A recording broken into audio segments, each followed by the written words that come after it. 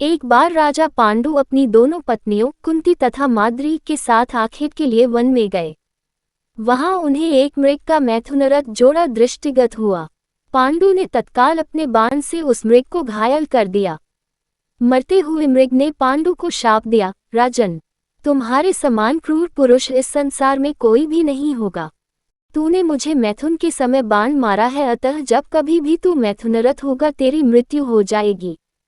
इस शाप से पांडु अत्यंत दुखी हुए और अपनी रानियों से बोले, हे देवियों, अब मैं अपनी समस्त वासनाओं का त्याग करके इस वन में ही रहूंगा, तुम लोग हस्तिनापुर लौट जाओ। उनके वचनों को सुनकर दोनों रानियों ने दुखी होकर कहा, नाथ, हम आपके बिना एक क्षण भी जीवित नहीं रह सकती।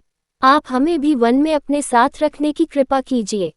पांडु ने उनके अनुरोध को स्वीकार करके उन्हें वन में अपने साथ रहने की अनुमति दे दी। इसी दौरान राजा पांडु ने अमावस्या के दिन बड़े बड़े ऋषि मुनियों को ब्रह्मा जी के दर्शनों के लिए जाते हुए देखा।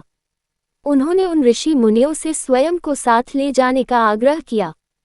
उनके इस आग्रह पर ऋषि मुनियों ने कहा, राजन, कोई भी निःसंतान पुरुष ब्रह्मलोक जाने का अधिकारी नहीं हो सकता, अतः हम आपको अपने साथ ले जाने में असमर्थ हैं।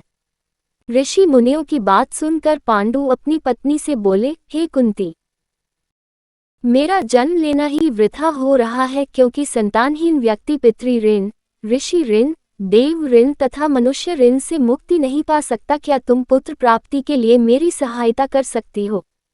कुंती बोली, हे आर्यपुत्र, दुर्वासा ऋषि ने मुझे ऐसा मंत्र प्रदान किया है जिससे मैं किसी भी देवता का आह्वान करके मनोवांछित वस्तु प्राप्त कर सकती हूँ। आप आज्ञा करें, मैं किस देवता को बुलाऊं? इस पर पांडु ने धर्म को आमंत्रित करने का आदेश दिया। धर्म ने कुंती को पुत्र प्रदान किया जिसका नाम युधिष्ठिर रखा गया। कालांतर में पांडु ने कुंती को पुनः 2 बार वायुदेव तथा इंद्रदेव को आमंत्रित करने की आज्ञा दी। वायुदेव से भीम तथा इंद्र से अर्जुन की उत्पत्ति हुई। तत्पश्चात पांडु की आज्ञा से कुंती ने माद्री को उस मंत्र की दीक्षा दी।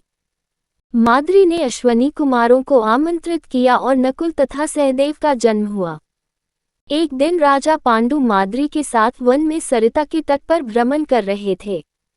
वातावरण अत्यंत रमणीक था और शीतल मंद सुगंधित वायु चल रही थी। सहसा वायु के झोंके से माद्री का वस्त्र उड़ गया। इससे पांडु का मन चंचल हो उठा और वे मैथुन में प्रवृत्त हुए ही थे कि शापवश उनकी मृत्यु हो गई। माद्री उनके साथ सती हो गई, किंतु पुत्रों के पालन पोषण के लिए कुंती हस्तिनापुर लौट आई।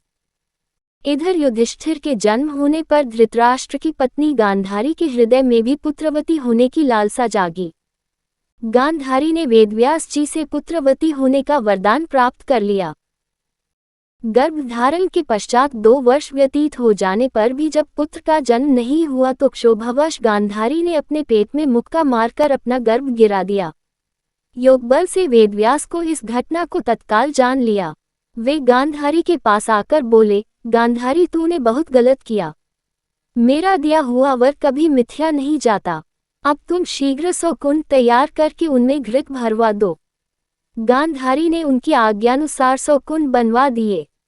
वेदव्यास ने गांधारी के गर्भ से निकले मांसपिंड पर अभिमंत्रित जल छिड़का, जिसे उस पिंड के अंगूठी के पोलने के बराबर 100 टुकड़े हो गए।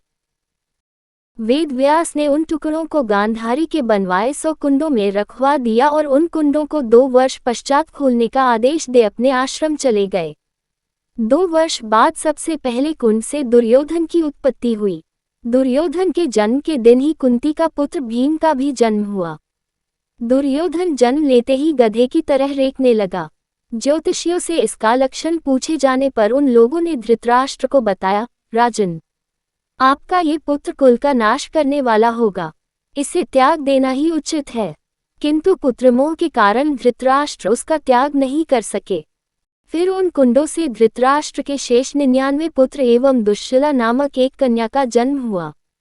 गांधारी गर्भ के समय धृतराष्ट्र की सेवा में असमर्थ हो गई थी, अतएव उनकी सेवा के लिए एक दासी रखी गई। धृतराष्ट्र के सहवास से उस दासी का भी युयुत्स नामक एक पुत्र हुआ। युवा होने पर सभी राजकुमारों का विवाह यथायोग्य कन्याओं से कर दिया गया। दुश्शला का विवाह जयद्रथ के साथ हुआ।